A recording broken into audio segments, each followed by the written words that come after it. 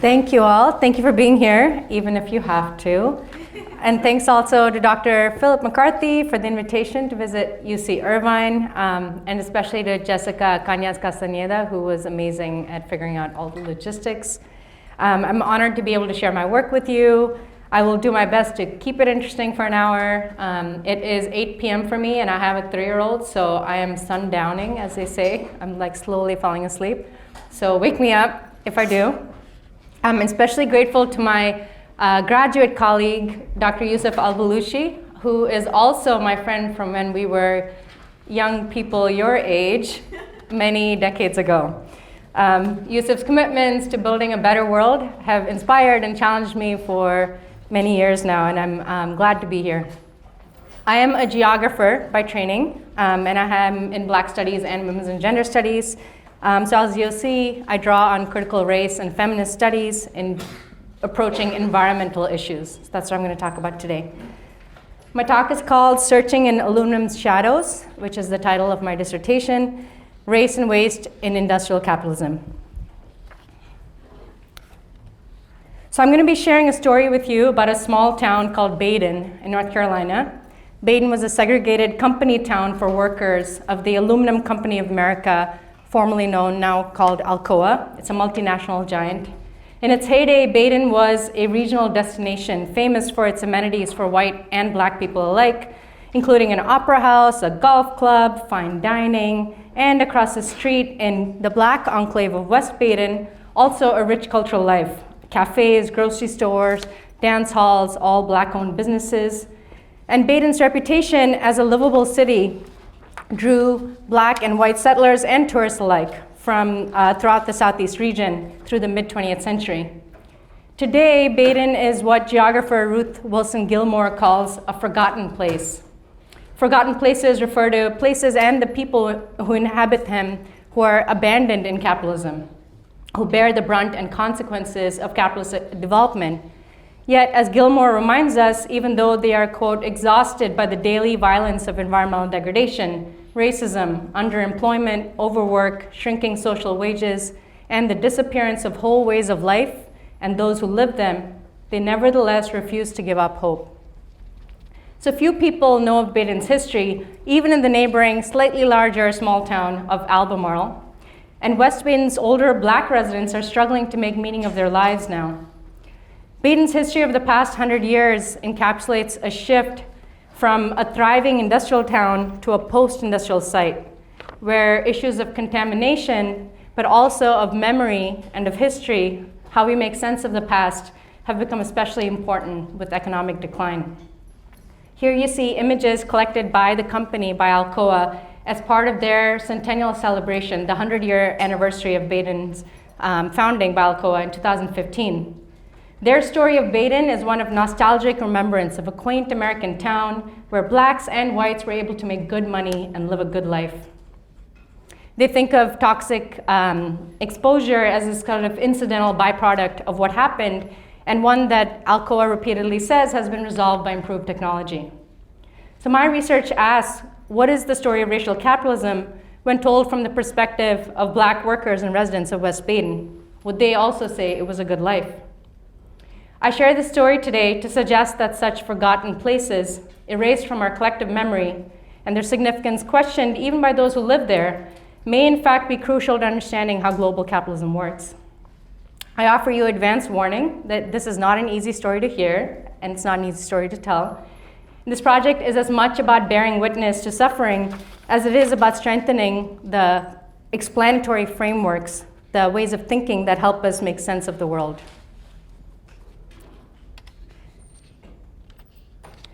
This is my plan for the talk. It's a little overly ambitious. I'm going to try to explain every word I use. So I might just stop at some point and jump to the last slide. I'll begin with an introduction to environmental justice, a concept that came out of a multitude of forgotten places in the US that came together to create a social movement. And I'll describe what racism has to do with capitalism, kind of a very big picture overview. I'll then talk about Badin and what I learned from my research there. I'll talk about Badin within the broader geography of aluminum production and share why this seemingly small local place has global relevance. And I'll close by just mentioning a bit of my research methodologies, which is to say how I approach my work, in the hopes of inspiring you. My basic thesis is that race and waste converge in industrial capitalism to make aluminum valuable. Vital both in the sense of important or significant, but also really to give life to what is an inorganic substance. More generally, my work contributes to understanding how and why racism underlies environmental devastation. We can't hope to solve planetary crises like climate change and ecological destruction without resolving the racial hierarchies that determine whose lives matter. Let's get started.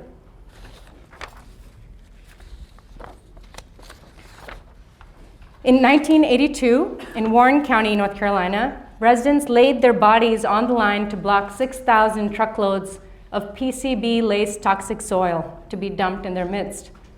They argued that they were chosen for this dump site not only because they were poor, rural, and assumed to be powerless, but specifically because the population of Warren County has historically been and continues to be predominantly black.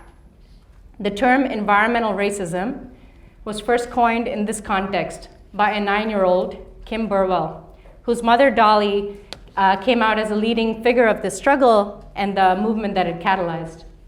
10 years later, in 1992, 300 leaders of local struggles against industrial, nuclear, and hazardous waste across the United States and its territories came together at the first National People of Color Summit to articulate what they called the principles of environmental justice, the idea that all people deserve safe and healthy environments.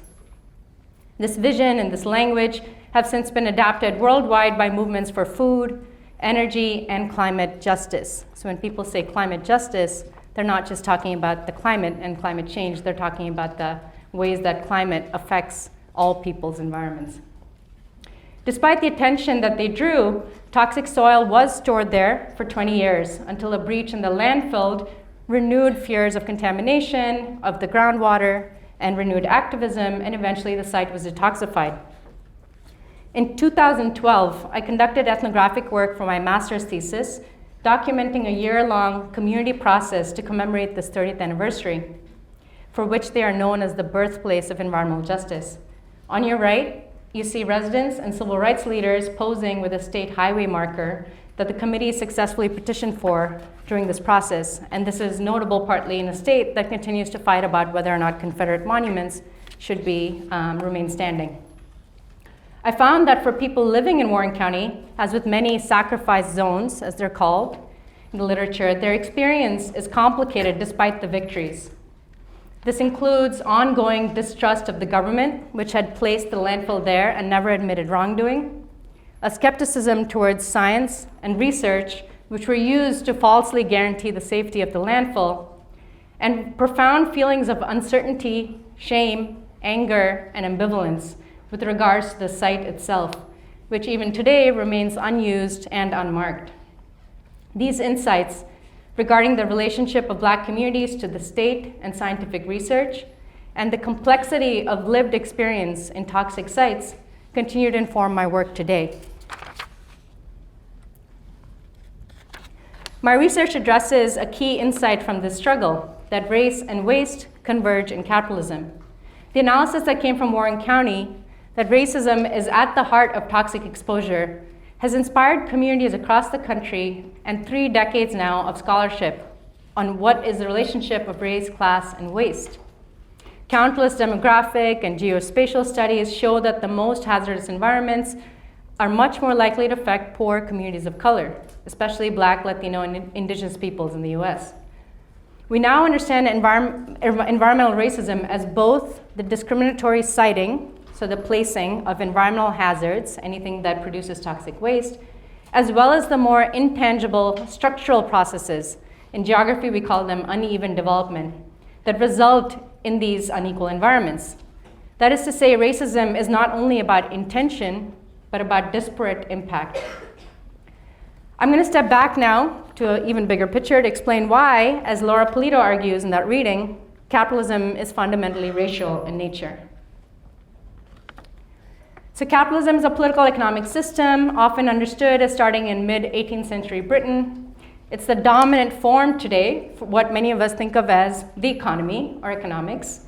Historical analysis and critique of capitalism was developed by a German thinker, Karl Marx.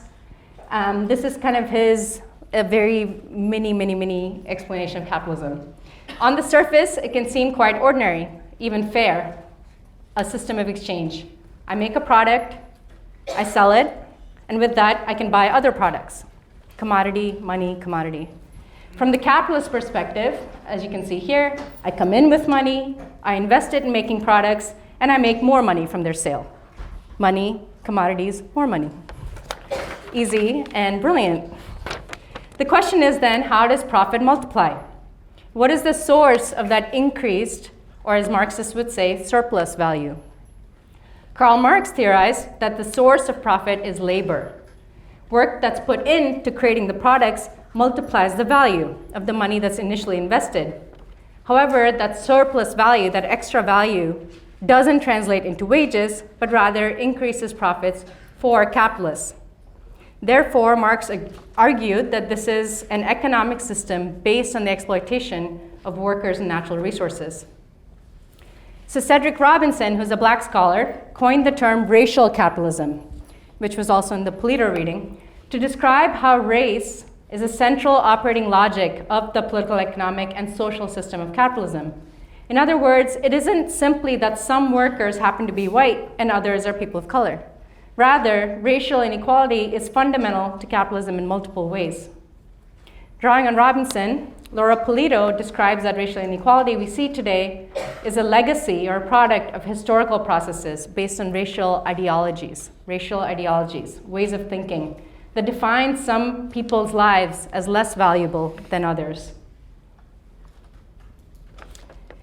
In the context of the US, there are two foundational processes, and really of the Americas, there are two foundational processes that were necessary for capitalism and the US state to come into existence. The first is what is known as settler colonialism, which Roxanne Dunbar Ortiz defines as the settlement of land driven by an imperial power, in this case, the newly forming United States, and replacement of the indigenous population by settlers. By definition, this is genocide. On your left, you see this graphic is to give you a sense of the kind of transformation that happened on this continent. Over 90% of the indigenous populations of North America were decimated within 2 centuries after Columbus's first landing in 1492. So a recent estimate says from 61 million in 1492 to 6 million by 1650. What followed that genocide was the takeover or appropriation, as Polito calls it, of indigenous lands and their transformation into the private property of white settlers and the US state. This, according to Marx, is what is called primitive accumulation, the accumulation of capital, which is the foundation upon which the system of capitalism was built. The second historical process on your right was the transatlantic slave trade, a forced migration of Africans to the Americas based on seeing black people as property or not human. Rather than being workers, they were considered chattel or a movable asset like livestock. From 1650 to 1860, it's estimated that 10 to 15 million people were enslaved and transported to the Americas from Western Africa, to Brazil and the Caribbean for sugarcane plantations, as well as to the Eastern US for cotton. What is important to understand here, in reference to toxicity and pollution, is that even though slavery was formally abolished in 1865 in the US, the ways that black people are treated as not human continues to be central to how capitalism functions today. To summarize, quoting Polito, industry and manufacturing require sinks, places where pollution can be deposited. Sinks typically are land, air, or water, but racially devalued bodies can also function as sinks. Forgotten places like Badin, Gilmore says, are planned concentrations or sinks. They make people of color vulnerable to premature, which is to say early or preventable death. There are innumerable ways that capitalism and the state have benefited from racism. Environmental racism is the abandonment of Flint, Michigan's majority Black and poor population who are exposed to lead in their drinking water from deteriorating plumbing. It is how New Orleans Black residents have been displaced by redevelopment following the devastation of Hurricane Katrina. And it is the stench and filth of waste from industrial hog operations in the yards and clothes and homes of Black residents in eastern North Carolina. This is the lesson we've learned from the environmental justice movement. The racial hierarchies that value people differentially become a way to externalize the costs, the environmental costs of capitalism. One implication is that we must sharpen our analysis of how and why race works to underwrite environmental devastation. For example, we might think of climate change as the effect of industrialization driven by uncontrolled fossil fuel use. But without a racial analysis, we fail to explain why these patterns have uneven development in reference to climate events, for example. And we also, in proposing solutions, might replicate structural conditions of racial inequality. So for example, in the example I'd offered earlier about North Carolina's hog operations, there's been a push to green them by creating waste-to-energy initiatives to reduce carbon emissions. However, this intervention creates an incentive to create more polluting operations. This is an industry that is releasing toxic effluent into the groundwater, openly spraying hog waste without regard for people's lives, and circulating multiply resistant bacteria through regional ecologies and the food chain. But an accounting of emissions, carbon emissions alone, ignores how the carbon footprint bears down heavily upon Black communities. The descendants of former slaves who were not considered human, their stories reveal how they continue to be cast out of human society through their association with animal waste. In my work, I study what the racially unequal burden of toxic waste in aluminum production teaches us about why industrial capitalism is racial capitalism. I'm going to share today an article I recently published in the radical geography journal Antipode titled An Intimate Inventory of Race and Waste. In this paper, I ask, how does toxicity function as a technology of racial oppression? How does racialized toxicity shape how Black subjects understand their relationships with each other, the state, meaning the government, the company, Alcoa, and the environment they live in? And how does this mode of racial oppression allow for, but also constrain political possibilities? I argued that toxicity produces an intimate relationship with racial oppression across scales.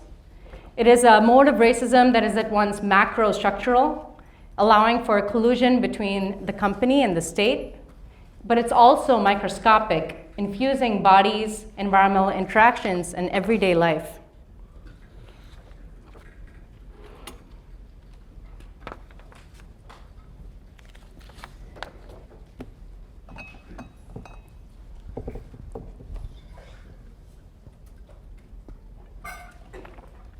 In April 2016, as part of my ethnographic work in Badin, I organized a community feedback meeting where professional actors performed a play I had scripted from field notes and oral history excerpts. In the dialogue that followed, one audience member stood up and shared the following. I'm Raymond. You told my story. I'm a product of some of the sickness that you're talking about because I got asbestos in my lungs. And I'm sure there's a whole lot of other guys in here who's got all sorts of complications. So we didn't escape it, we just lived through it, some of it. I remember when I got in the 25-year club, they told me I had put my name on the cemetery, that I had joined the death group. I laughed about it then and thought it was all funny. But as I lived, it was so true. I'm one of the ones Alcoa told one time they would spend millions of dollars to keep from giving me a dime.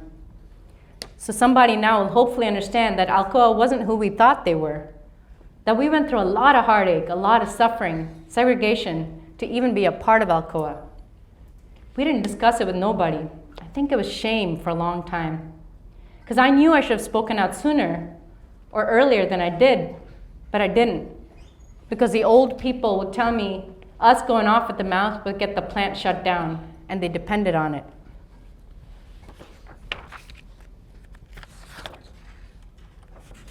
For 33 years, Raymond worked for Alcoa at a smelting plant in Badin. Badin and its sister town of Alcoa, Tennessee, were among the first aluminum company towns in the US and key sites in aluminum production. Badin Works, as the factory was called, smelted primary aluminum for Alcoa, the largest aluminum producer in the US and the third largest now in the world, beginning in 1917. That's when the plant opened. Badin is a full company town. The town and surrounding areas are property of Alcoa. They didn't have a separate town council or governance structure until the 1990s. Residents of Badin have therefore been dependent upon Alcoa not only for their livelihoods, but for their very existence as a town. And they have little recourse for concerns other than union grievance procedures, which are complicated and problematic in North Carolina, and direct dialogue with the company. Established as a segregated town for workers, East Badin, or Badin as people say, is predominantly white, and West Badin, though not officially a separate town, continues to only have Black residents. In addition to racial discrimination in the workplace and in the social and political life of the town, West Badin residents argue they've been disproportionately and distinctly impacted by toxic exposure. So a grassroots group formed in September 2013 called the Concerned Citizens of West Badin to organize around concerns around pollution and environmental health and to file a civil rights grievance. In 2007, after 90 years of operation, the plant was shut down as part of an industry trend to shift this primary aluminum production overseas. Alcoa is now an absent presence in Badin. They still own some property, and they're in the midst of ongoing contestations over contamination. Though recently, one of the ways they've become absent is by creating a shell company, a corporation that doesn't have the funds to be able to pay when this lawsuit settles. In addition to about 200 occupational exposure, job exposure lawsuits, Badin residents are negotiating contamination of the surrounding environment. Badin is what feminist science studies scholar Michelle Murphy calls a landscape of exposure. Soil and water sampling studies show that there are excessive levels of toxins including fluoride, cyanide, volatile organic compounds, and polychlorinated biphenyls or PCBs in the vicinity of the former plant, the town, and the surrounding areas. This cartography of toxicity is both diffuse, impacting all of Badin's residents, and concentrated, deposited into specific sites that impact Black life in particular ways. I focus on 3 sites in this paper that are of particular relevance to West Badin residents that are numbered on the map. First is the Alcoa Badin landfill, located adjacent to the West Badin residential area and nearby Little Mountain Creek. The second one is the plant, known as Badin Works, as well as the West Badin residential area across the street from the plant, where multiple generations of Black workers lived with their families. And the third is Badin Lake, a repository for outflows from the plant, as well as an important social site for residents.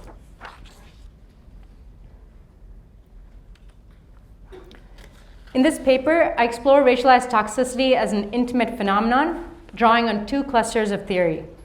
The first, racial geopolitics, talks about feminist understandings of how power operates in the intimate geographies of home, household, family, body, sexuality, and emotion. Christina Sharp uses the term monstrous intimacies to describe how present-day anti-Black racism repeats the violations of slavery and yet are, quote, read or reinscribed as consent and even affection, intimacies that involve shame and trauma and their transgenerational transmission.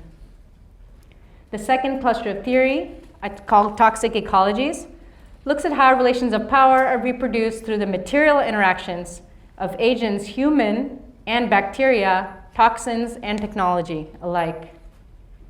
Toxins distributed unevenly by race imprint structural racism into bodies, creating a kind of biological memory of past trauma.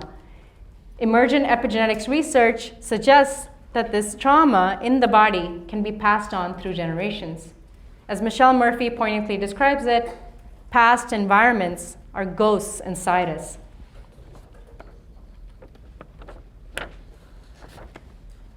In a poem titled Inventory, Black Caribbean poet Dion Brand takes stock of the state of the world at the turn of the millennium.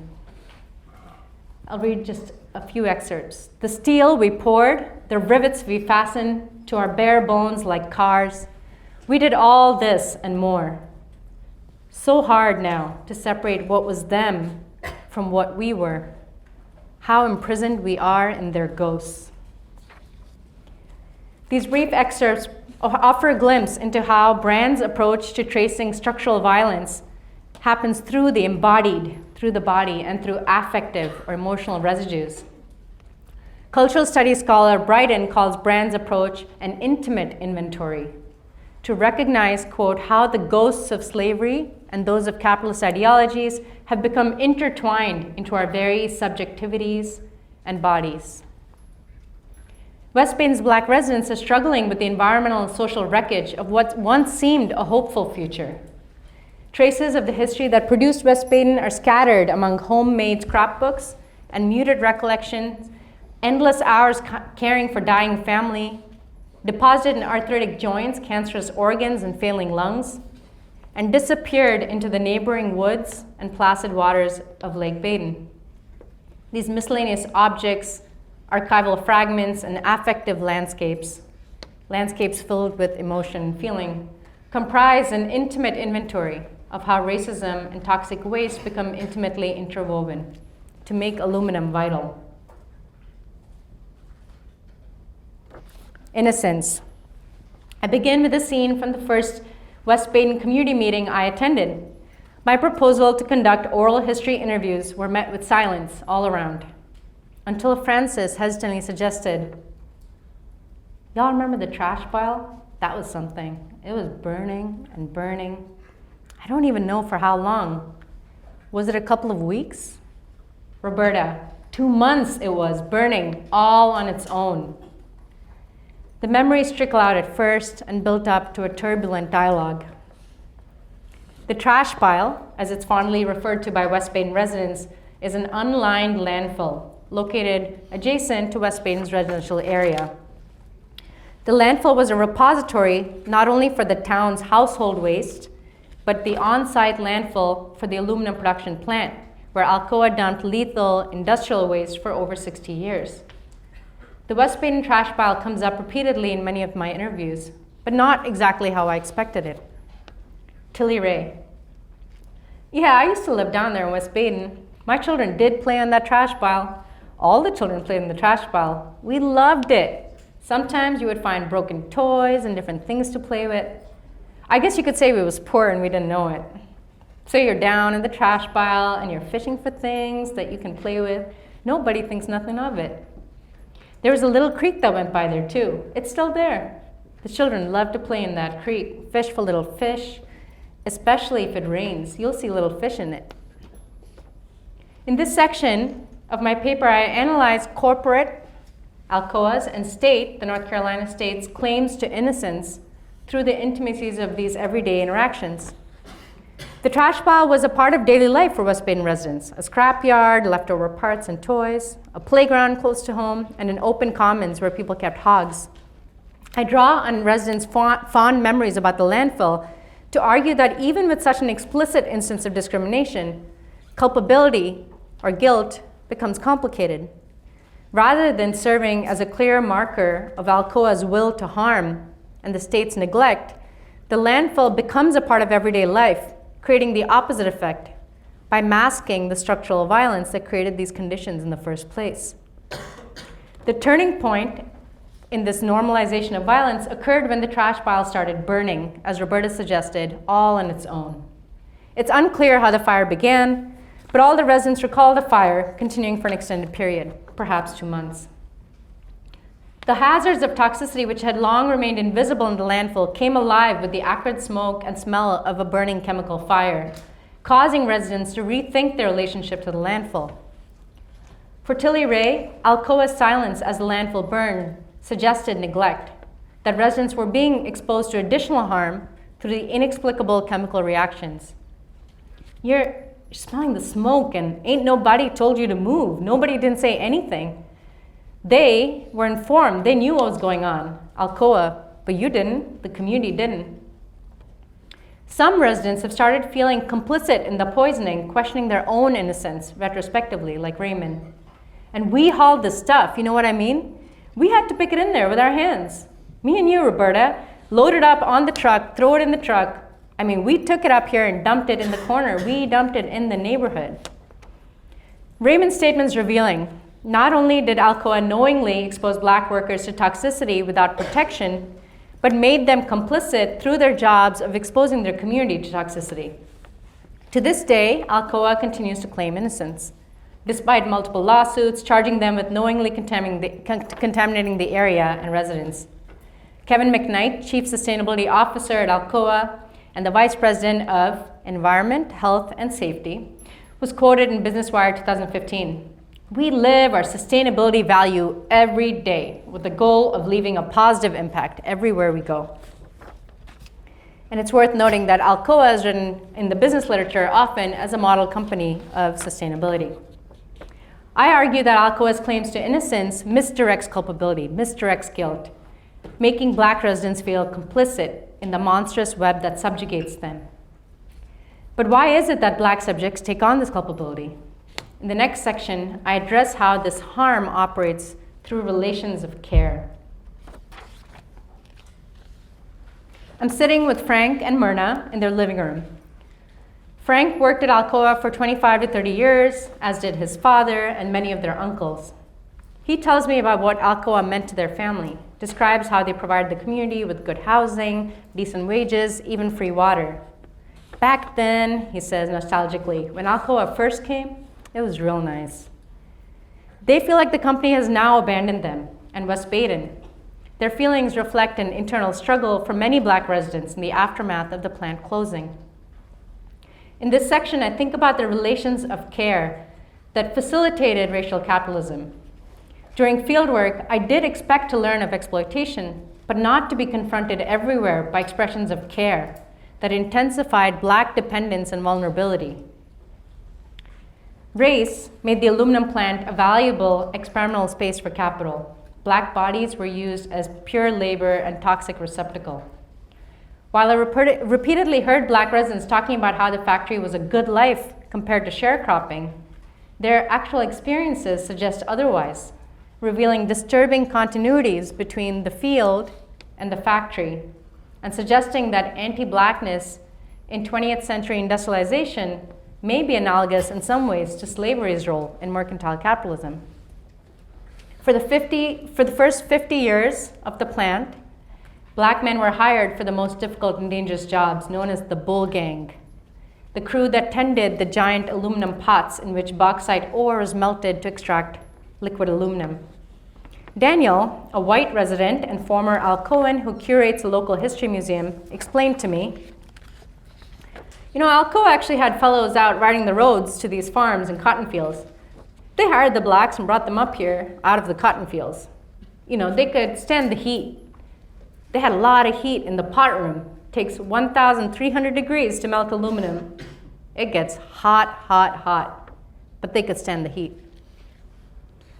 Notwithstanding Daniel's privilege in voicing these thoughts, the illogic that Black bodies could somehow stand the heat that white bodies couldn't undergirded Alcoa's labor divisions. Black people were subject to lethal conditions on the assumption of some kind of superhumanness, reflecting what seemed like earlier 18th, 19th century discourses about eugenics. In this furnace, where the heat gets up to 1,300 degrees in the pot, I suggest that toxins found new life in Black bodies. We can only speculate about how chemical agents, including PAHs, benzenes, asbestos, fluoride, polychloride biphenyls, have altered the cells, organ systems, and the very corporeality, the very body of Black workers who absorbed them. But conversely, Black workers literally gave their lives to aluminum by caring for these pots. They talk about endless hours spent, these are quotes, tending to the pots, keeping the fire going, cleaning crust off the rims, work that resonates with how feminists describe social reproduction or life's work, domestic work. Except here, carbon, iron, and aluminum were tended into becoming the vital infrastructures of modern life. A statement by West Baden resident Jason that a lot of the blacks gave their sweat, blood, and life to making aluminum turns out to be more of a material reality than a metaphor. This exploitation extended into black networks of care outside the workplace, where cruelly women and children were bound to waste as well through their care work, specifically washing clothes. Francis. Yeah, I can remember my daddy coming home, and we would have to wash his work clothes, and it would be so smutty. And even if you wash it, you could still see it. It would be on his skin.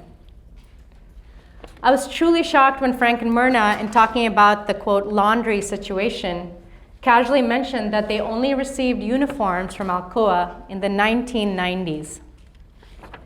Alcoa's repeated evasions of responsibility, including denying medical illnesses caused by toxic exposure, fighting workers at every turn, blaming them during settlements for advanced illnesses, are a bitter pill to swallow for West Baden community members who fondly describe their relationship to Alcoa through care. They speak of the factory as a family. They took care of us, they say, and reminisce about Family Day at Alcoa.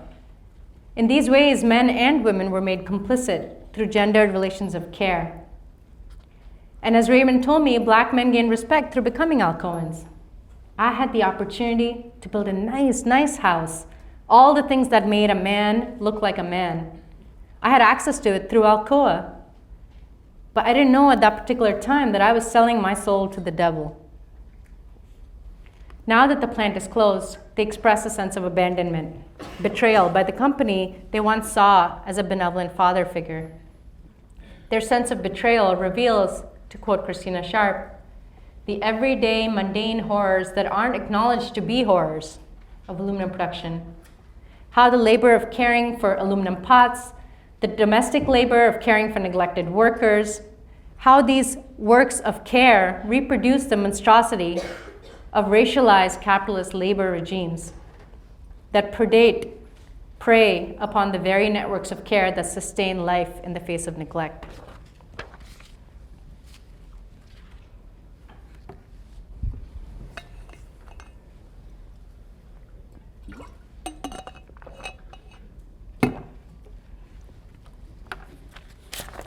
In Sharp's analysis of post-slave black subjectivity, she describes how sites of pain are refigured as pleasure in order to cope. In Baden, we see how sites of pleasure are perverted to be instruments of pain as well. Beautiful Lake Baden has long been an important source of sustenance and sociality to white and black residents. For black people who were denied access to pools or other recreational amenities, the lake was a key source of pleasure. Like much of Baden, access was segregated, as Roberta told me, and we could enjoy like the white people could. We called it the black side. There was mud over there, but we enjoyed it because that's where they put us. Yet, West Baden residents describe idyllic community picnics held at the lake where teens flirted, families barbecued, children learned to swim. Morris, I did all of our hunting and fishing in the Baden area. I would walk and go fish. We didn't have much in the household, so sometimes I would go fishing before school. I would catch the fish, take them home for the evening meal, and be on school on time for an 8 o'clock class. Yeah, I swam in the lake. We all swam. That's where I learned to swim. If you stayed down there long enough, they would throw you in the water, so you better start swimming. West Baden residents grew up with lifestyles that included swimming, hunting, fishing, challenging mainstream narratives that black people don't swim, hike, or have outdoor relations. However, this very dependence upon the lake increased their vulnerability and exposure to toxicity. The lake has been a reservoir for toxic outflows from the industrial plant since it began operation in 1915. A fish consumption advisory is in effect and has been since 2009 due to high concentrations of toxic PCBs. But it appears that it's mostly recreational fishers who see the signs. Most residents have stopped fishing the lake these days. For West Baden residents, many of them subsistence fishers, they've likely been exposed to toxins now for generations. Awareness of toxicity distorts pleasure. Nature is no longer pristine nor an escape, and even the nostalgia has been recast in the light of contamination.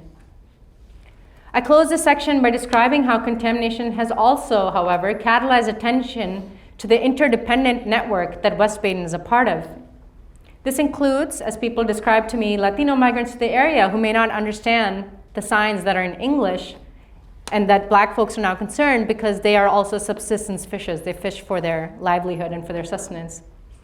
And they also spoke about deer, fish, wildlife that are their food sources, and being aware of the kind of waterways and the networks that connect Lake Baden to the regional watershed. For some, like Morris, toxicity has sharpened the need for environmental relations that enable self-determination. He told me that what started out as a necessity for him at 8 years old is now a passion. He has become an avid professional fisher who encourages youth of color to take up fishing and to recognize their interdependence. The toxic entanglements of race and waste in Baden manifest in these disconcerting familial relations in the family, in quotidian practices of caregiving, and in these affectively charged natural landscapes.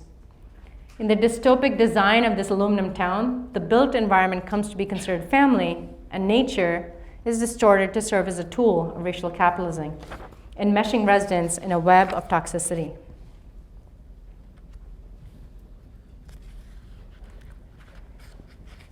Dionne Brand's poetics offer a Black feminist approach to tracing how race and waste are entangled in our very bodies and psyches, leaving traces of the monster that was once separate, so hard now to separate what was them from what we were. In this paper, I described aluminum production as an intimate monstrosity, a monster that feeds on everyday intimacies of Black life, politically and ecologically. The monstrosity lies in how Black people are made to feel complicit in their own subjugation, denied access to innocence, care, or pleasure as sources of hope. On reading this is Brand, on reading this, someone will say, God, is there no happiness then? I began with Raymond, who had said at the community meeting, we didn't discuss it with nobody. I think it was shame for a long time. He later told me he had spent his life working for Alcoa, hoping to make a better life for his children. But he hadn't bargained on the toxic exposure that he faced that may have been passed on to his family as well. As he's begun to face the unreasonable economic exchange he made in the name of a job, he's also had to come to terms with the fact that his job required him to dump the waste in his neighborhood and in his community, and that perhaps he too is responsible. Like other Baden residents, Richard's recountings are tinged with complicity, co-optation, and recognition not only of the harm done to them, but of how they've been made participant. Intimate inventories like this one reveal that structural oppression implicates us all, even those, disturbingly, who are most directly terrorized by such violence. Perhaps the task of inventory is a truer accounting in order to disrupt capitalism's violent reproduction. Brand, some words can make you weep. When they're uttered, they break all places intended and known. Such an inventory makes space for a public reckoning for all of us. If we are to find a way forward, we must all bear witness to and acknowledge these intimate monstrosities. 5 minutes? Yeah. Why would that? Okay. It would be easy to see Baden as an isolated instance of environmental racism whose conditions are specific to 20th century South. And I know I'm speaking here to a California audience that might think so. However, our perspective shifts if we realize that Baden is one node of a disarticulated geography of aluminum production and a key node of racial capitalism that underlies US state power. In conducting archival research in the Steelworkers Union office in Baden, I came across a scrapbook commemorating Baden Works' reception of the Army-Navy E for Excellence Award for wartime production in 1942. Filled with tributes such as this ad from Lillian Knitting Mills, the scrapbook documents how Baden Works was a source of pride for regional companies and unions throughout the South, celebrated for their, quote, high and practical patriotism by Undersecretary of War at the time, Robert Patterson. Baden Works was truly a proud contributor to the wartime effort. The program quotes Roosevelt's 1942 State of the Union, modern methods of warfare make it a task not only for shooting and fighting, but an even more urgent one of working and producing. The production of materials for modern warfare in Baden is quite revealing of the production of modernity itself. Looking back now on the experiences of Baden's Black workers, we might start to see a different picture of the sacrifices demanded for US military and geopolitical might. My argument revolves around the importance of aluminum. It's arguably the most ubiquitous material in modern life. Aluminum is everywhere, in this room included. Objects like beverage cans, aluminum foil, of course, to vessels of flight and warfare, to the very infrastructures of our built environments. It's in every building that's pretty much been built in the last 100 years. Sociologist Mimi Scheller describes aluminum as the material of modernity. Its physical characteristics and benefits of mobility, lightness, speed have facilitated and defined modern development. I use aluminum as a proxy to think about industrial capitalism in the 20th century. Alongside this accumulation of profit, progress, we also see an accumulation of racism and toxic waste in sites of extraction, processing, and disposal. These are the kinds of shadows that aluminum operates by, and they offer a hidden history of capitalism's development.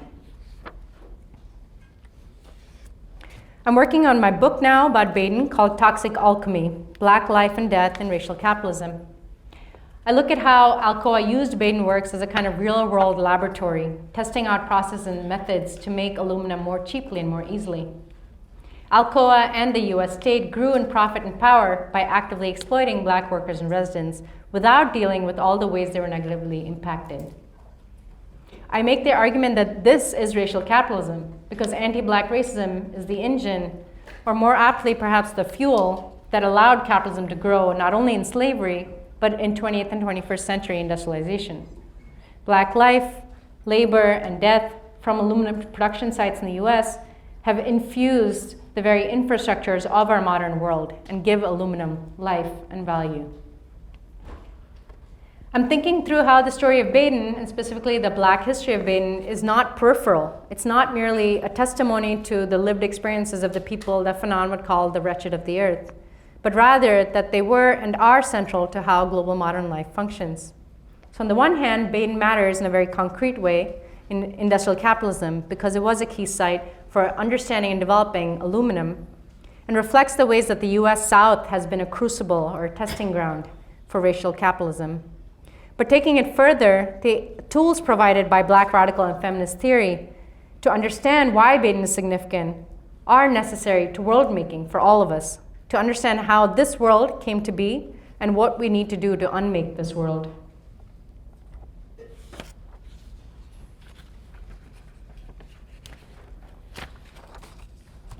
One of my interests is thinking about how racial capitalism works at a global scale, and how do we take the understandings we get from a regional or local context and think about the world. So building on my work in Badin, I mentioned writing my next book about the global production of aluminum as a case study of racial capitalism, taking what Eve Darian-Smith and Philip McCarthy have called a global transdisciplinary approach that foregrounds the global through decentered and deterritorialized processes and non-Western and marginalized perspectives. So the book would draw on a series of case studies, and I'll quickly talk about, for example, what 3 of them might be. Section 1, element, examines how bauxite ore, which is how aluminum is found in the earth, is transformed into a scientifically pure aluminum through the bodily and ecological devastation of mining. Aluminum is actually the most abundant metal in the earth's surface, but it's only found mixed in ores. This is a pretty complicated process to separate out the aluminum. And when this happens through strip mining, large areas are cleared, destroying natural habitats. An extremely serious impact is the waste that's produced called red mud, very scientific. Much of bauxite mining displaces and impacts indigenous communities. 60% in Australia of the mining happens on indigenous lands. Section 2, experiment, is the Badin section, so I won't go over that again. Section 3, explosion, I'm thinking about the idea put forward by Vinay Gidwani, a geographer, that waste is a threat to value. Think about what that means. Someone had asked me in my exams, what is the nature of the threat that waste poses? So I've been thinking about that a lot. And here, what you see is explosions in factories in, there were factories in 2 two plants in China in 2011 and 12 that had explosions due to aluminum dust, which is more explosive than sugar or grain dust, both of which are major causes of explosions in the US. Most electronics are now produced in China and located in the poorest regions, such as Zhengzhou, called iPhone City, where half of the world's iPhones are made, and I think that's even higher now, that percentage. So here I'm thinking about waste both as the kind of aluminum dust waste, as well as the bodies of workers in a global context who become racialized as disposable. So as it turns out, this small, forgettable town is in a sense the world, and a story of how our world came to be, a story that we would rather not remember, perhaps. To close, I wanted to just share that I do my work. I mentioned this, that I had scripted a play. It's a research approach known as critical performance ethnography. It traces its lineage to the work of Zora Neale Hurston. Critical performance ethnography thinks of research as an actual dialogue, so conversationally, not only with people, but in conversation with their bodies, their lived experiences. And a priority here is not only the analysis that a lot of academics do, but also the art and the activism. On your left, you see Naima Muhammad, who is a longtime organizer and was a co-investigator with me, did these interviews with me.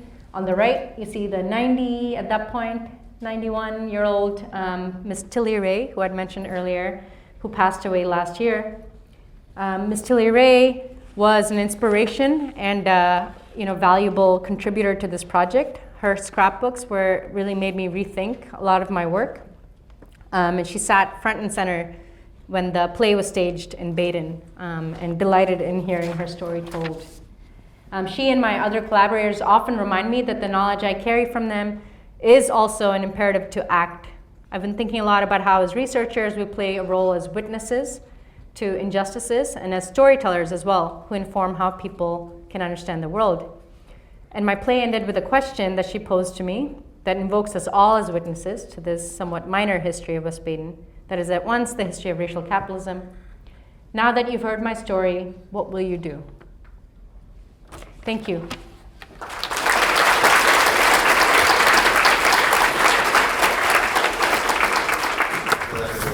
My name is Flint.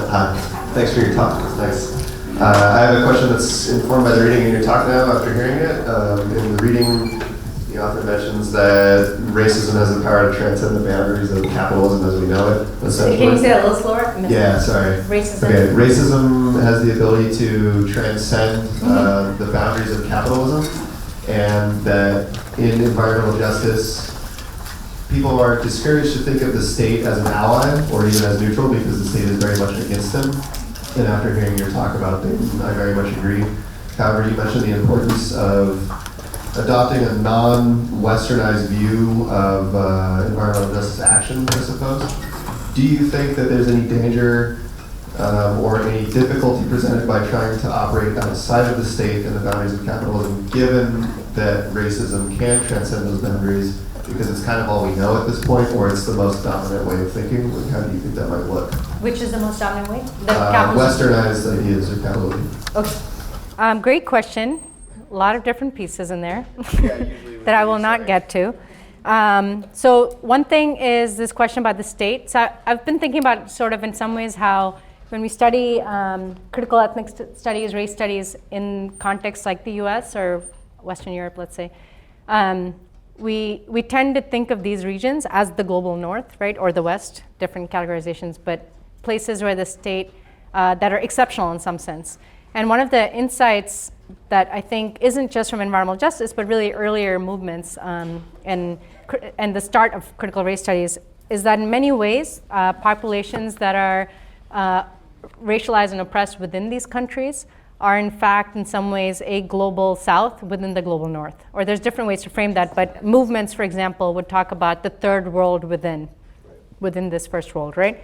So in some ways, that is part of the critique that Polito is making, right? It's to say that these movements, because they're located within the territorial bounds of something like the US, tend to think of the state as their go-to for various reasons, including the state, because the state has responded very punitively to other forms of organizing, for example.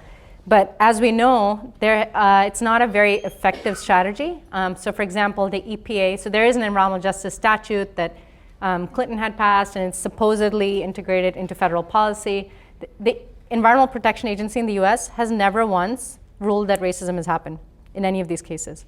So just as like that right there tells you everything in some ways. It doesn't mean that there's no benefit to that as one among various strategies, and often this is the complicated part of environmental justice. Because of the toxicity piece, people often have to pursue that route because it costs so much to try to even begin to address, right, not only the health impacts, but the toxins in those sites. So the state is a really complicated issue, I think, in the US. I do think we're starting to see, and this is, especially, these are ongoing issues. So if you think about something like fracking, natural gas that's being pulled out of the earth, that's an increasing industry now. It's not a dying industry, it's actually growing. You're starting to see how movements are thinking about the state differently. There's a lot of communities that are, especially in the US, you're starting to see like indigenous communities, because those pipelines often go through reservation lands, which are not technically even the US, but have a very strange relationship with the US state. So that's my kind of one way of addressing what you're talking about, is that the non-Western isn't just outside the West, right? So in some ways, like how we think about what these questions are matters even from whose perspective you're talking about within the context of the US. So there is, I'll just leave it at that. Now I'm just starting to fall asleep, so. My name's Sheila. My question was about one thing that you mentioned that really stood out to me. You mentioned sacrifice zones in your PowerPoint. You said that they had a mistrust of government, mistrust in science, and that they were unused sites. So my question is, where did they get their source of information from, like what to believe in? And can you give more examples of a sacrifice zone? Sure. So sacrifice zones, I'm trying to remember, there's like many different conflicting accounts of where this language came about, but it's used very commonly now, in, especially in environmental justice work. And the idea being that they're places that were asked to, in some ways, sacrifice for the greater good, for the public good, right? So being, like often people will say to me, but, usually the first question I get, but where are we going to put the waste if not there? Which is both a legitimate question and so like just reveals the absurdity of the situation, because you're like, well, exactly, where would we put the waste? Because it's not going to be put in like a wealthy white neighborhood, right? So there's sacrifice in that sense, right? There's this kind of like idea that some people have to sacrifice. Of course, this is an imposed sacrifice, right? But the source of information, so let's say in the Warren County example, which is an interesting example around these questions around science. Often, like to get a landfill put in a place, right, you have to go through a permitting process. So the state itself has to issue permits. Usually the state Department of Environmental Quality, or different states call them different things. So in doing that permitting process, they're supposed to do a scientific analysis and guarantee that the landfill design, for example, is, it's safe for people in the area, because technically the state is charged with people's welfare, right? So they're not supposed to issue permits if it is dangerous.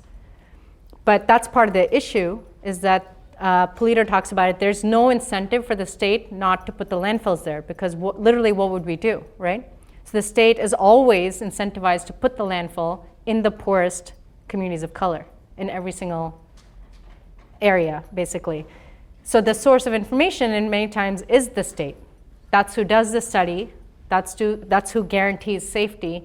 And then that is also supposed to be the recourse when it turns out that it wasn't safe. So in Warren County, for example, even before the landfill got there, people insisted that it wasn't safe. So they brought in independent scientists. And this movement's interesting with regards to science, because it is one of the movements that really has generated a lot of science, of what we call citizen science. So communities that have organized, found researchers, collaborated with them to produce their own science in order to challenge official accounts. So there's a lot of really amazing scientific research that's come out of these movements as well. But the literature, the published literature, tends to be on the side of industry and the state, because that's who has the resources to do large-scale studies, for example. Kind of starting to answer your question, but didn't quite get to it. One more. Another one, I should say. Hi, my name's Nick. Do you think that capitalism, as an economic model, is inherently unequal, on the basis of race, or is it specific towards the U.S. and how we grow our history based around race? It's a good question. I mean, I think it's like a complicated question on the one hand, because when we think of race, we think of it as emerging in particular places, right? So as a kind of construct that is of the Americas, let's say, or even it's different in every part of, it's different in the US, it's different in Canada, it's different in Brazil, totally different kind of racial context. But if you're, part of the question, right, is about the relationship of race to capitalism, and in some ways, it is always a racial relationship. Like the unevenness in capitalism depends on race, which is to say some kind of social hierarchy that values certain people as lesser than other people. So what it looks like, for example, it becomes complicated when you think in a different context. So let's say I'm from India. When capitalism meets social hierarchies in India, what does that look like? In India, that racial hierarchy is caste. It's not the same thing that's here, right? It's a different kind of form of race, but it doesn't mean that it doesn't exist. So often when we think of racial capitalism, I think it's actually really important, and these are kind of open questions. We have to understand how these things work better in different contexts, right? What does it look like when similar processes that are happening here meet caste in India, which has a not 400 but many thousand-year history of creating a striated society where certain people have to deal with waste. It actually, what it's tended to look like is that the same people who once had to do manual scavenging continue to have to do that and are now exposed to industrial waste. So some of that bauxite mining, that example was actually, it's from India, and it's not only about race, it's also about indigeneity. Right? So indigenous people in India, a lot of time tribal people, live near the areas that are being strip mined for bauxite, and are some of the major struggles there. And if you're going to worry about justice and fairness, then you're probably a communist.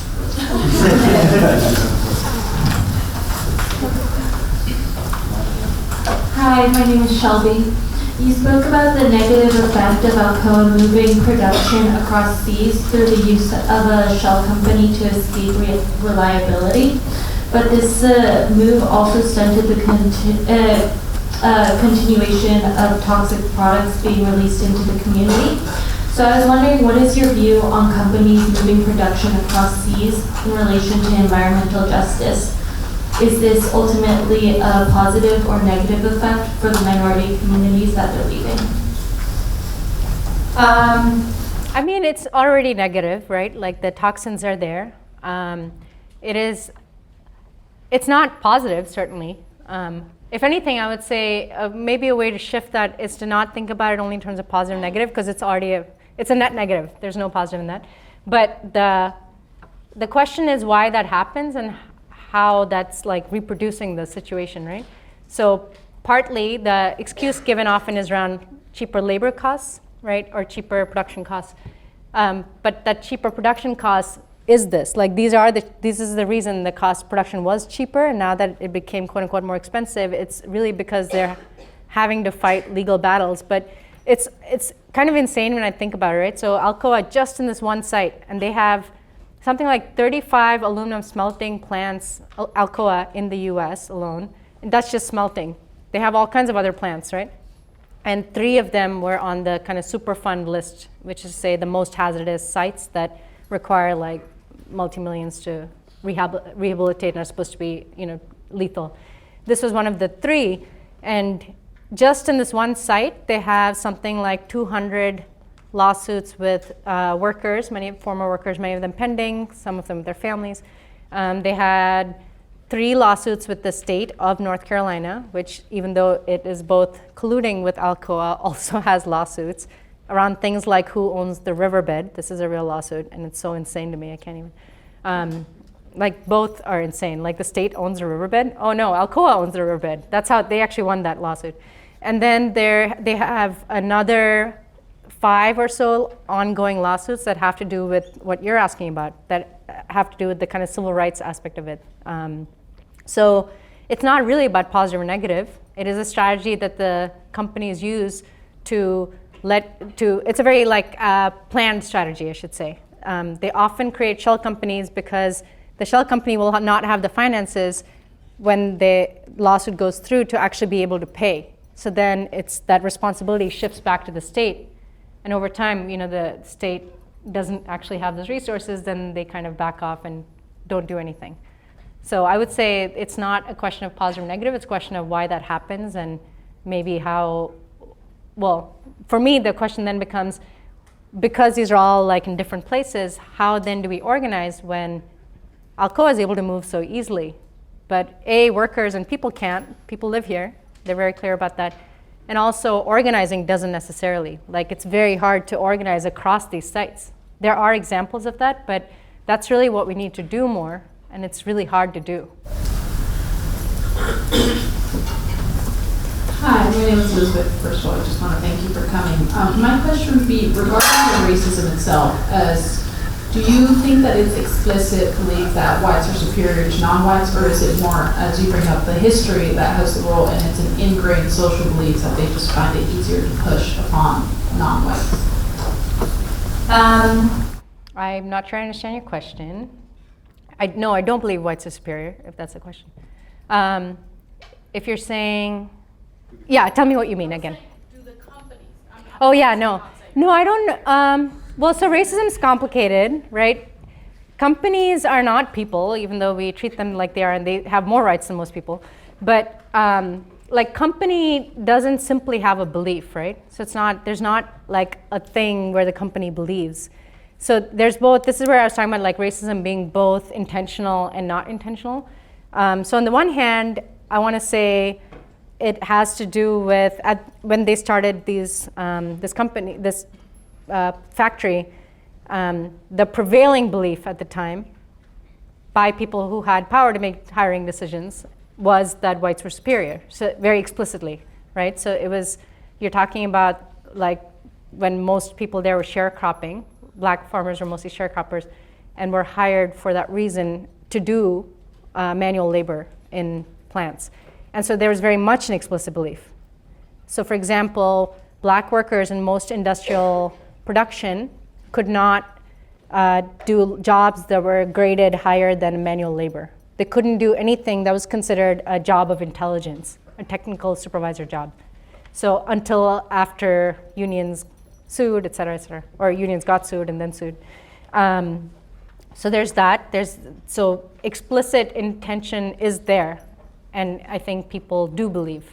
On the other hand, it doesn't only require individuals to believe or not believe to reproduce these systems, right? So you'll always meet people who don't believe, and that is also important, I think. I've met one of the characters in my play, there's one white character who's this really interesting person.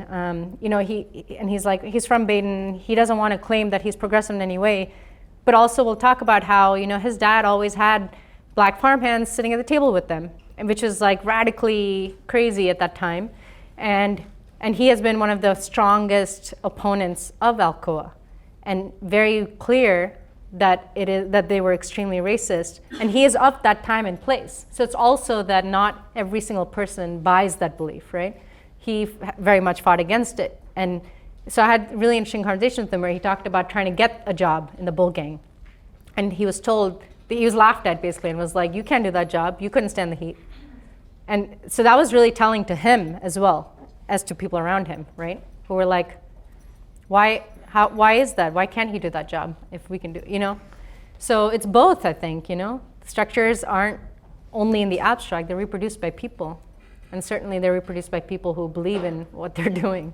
So someone, and many people perhaps in Alcoa, believe in this.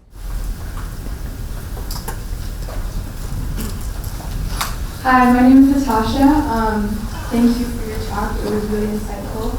I'm curious, as a student and also a labor union organizer, what is the best way to combat environmental racism, given the successes in history of organizing Black and brown bodies against these large oppressive systems like capitalism and racism? And like, what does a solution look like? And if there is a solution, can it be through organizing? Yes. In fact, I'm not sure. Well, I should say there's no solution for a lot of things other than through organizing. It doesn't exist. There's not some ideal existing that we just have to like pick up. I think that's part of the problem is a lot of times people are like, but what if not capitalism? I'm like, well, you fight against it. That's what's always been happening. If things have changed anywhere for the better, that has been the reason why. You know, so the strategies, they're complicated, I think. You know, I mean, I think like, let's say in the US right now, I'm trying to work on a project on pipelines. There's massive resistance movements actually, you know, and it's never one strategy, it's actually always a variety. So many of you have heard about Standing Rock with the Sioux, yeah. So the end of that pipeline they're starting to build, because that's continued, it's called the Bayou Bridge Pipeline, so it goes into Louisiana. And it's a really interesting example, I think, because it brings together a lot of these issues, like some of the communities that are going to be affected, who are at the very end of it. In particular, this is one Black community called St. James Parish, are places where a lot of other injustices have already been happening for a long time and have accumulated. It is a massively contaminated area already. Those are ongoing fights. They've had some successes. They've actually had some plants shut down. They've had massive successes, considering it's a small community and these are huge companies, some of them not even based in the US. So they got, for example, a Japanese company to shut down. And so there are some really big victories, right, in some sense. But also in the meantime, there's this like escalation by the government to build this pipeline. And there's now bills against protesting pipelines in many places, including in Texas where I live, right? So it's criminal activity, and we've had the first two activists who did direct action resisting pipelines have been prosecuted. So there's an escalation by the government, by the state, and so there has to be an escalation also in terms of organizing. And what that looks like is complicated. I think there's many pieces to that. So there's a really amazing group that's led by, I think, like 8 or 9 indigenous women who are from a variety of different tribes who are leading the resistance against the Bayou Bridge Pipeline.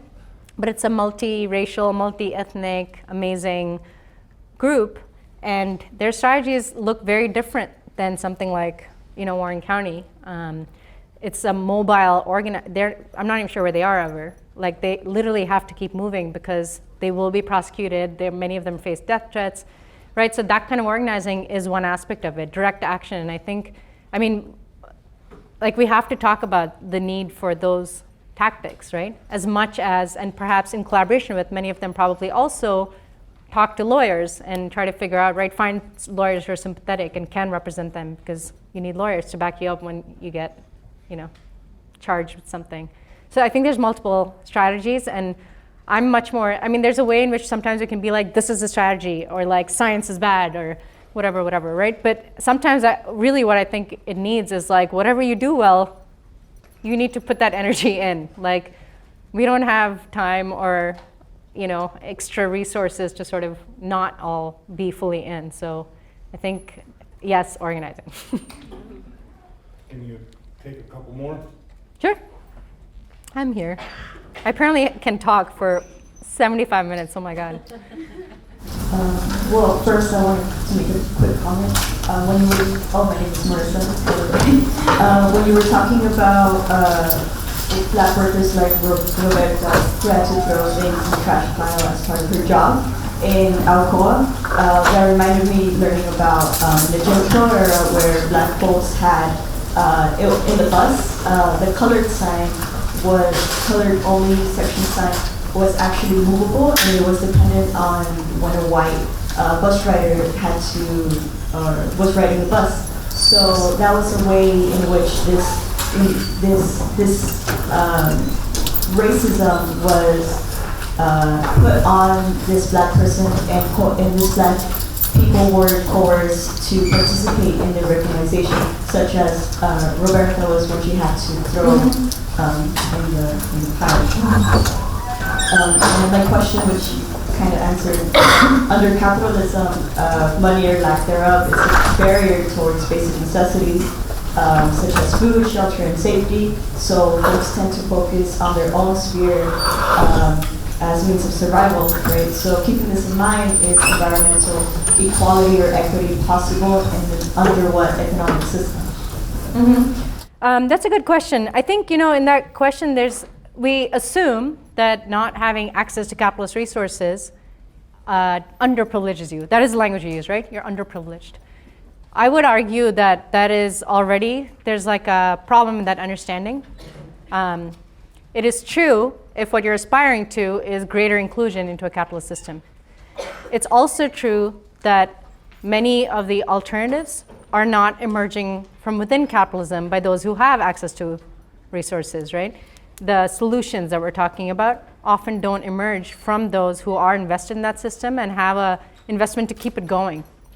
So some of the best alternatives, including ideas for how do you actually share resources, how do you make more with what you have, how do you create a sustainable system, they don't come from people whose lives are like so entangled in the system that they can afford not to think about it. They actually come from places and from people who are quote unquote underprivileged, which is to say they are figuring out other ways of organizing their social relations, their environmental relations, to not have to depend on that system, right? So I think there's like a need to shift how we frame, it's not like we often think about in terms of access and privilege, and there's something else. There's like, actually, people come up with brilliant ways of living, there's like really interesting examples all over the place happening all the time. And we tend to see them as either, like dismiss them as being trivial, or to think of them as like, well, it's like a temporary stopgap until they can have access. But if this system is actually unsustainable, then the question is, then how else can we organize our lives? And where are those ideas? How do we seek them out? How do we do that work? Because it requires, right, for example, I'll just throw out a language that you might find interesting, but some people have been talking about degrowth. So this is something that happens actually in cities and towns, entire towns thinking about what would it look like to degrow? Maybe we don't need to grow anymore. And maybe growth is part of the problem. Growth is certainly something promoted by a capitalist system all the time. How do we, disengage from that system and create some other option? There's a lot of literature and thought, and there's a lot of movements that do that. There's many different directions you could take that. But for example, autonomous Marxists talk about it. For example, like actual examples would be there's really interesting ones actually coming out of Latin America around like the Zapatistas is one example, but really many different kind of indigenous autonomous organizing. One great book that came out recently, and I'm just going to blank on the name, but it's called The Extractive Zone. And something like thinking about decolonizing in crisis times, something like that. I'm totally forgetting the name, but Macarena Gomez. It's amazing. Gomez Baris. It's like, makes you really like question, what are we aspiring to and why? Okay, are we done? Let's give a big round of applause. Thank you.